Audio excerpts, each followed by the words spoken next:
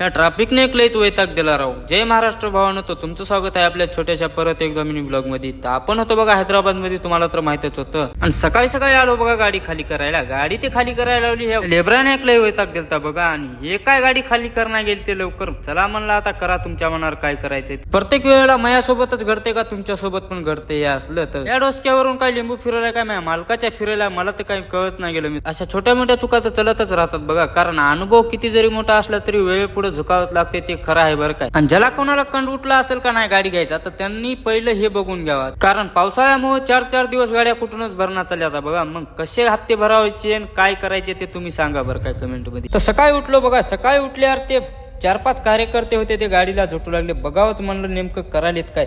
तर गाडी चालू होईना गेली ती बघा. मामाची बॅटरी झालती डाऊन. मामा म्हणले जरासा मारा धक्का. चलो म्हणलं नाद करते की काय. फायनली मामाची गाडी चालू झाली आणि मामाच्या गाडीवरली शायरी वाचली आपण. नाद केला पण वाया नाही गेला. मामानं नाद खरंच केला बरं. आपल्याला 2 कार्यकर्ते भेटले होते, ते पण परभणीचे. चला म्हणलं आता घेऊया चहा पाणी याच्या सोबत.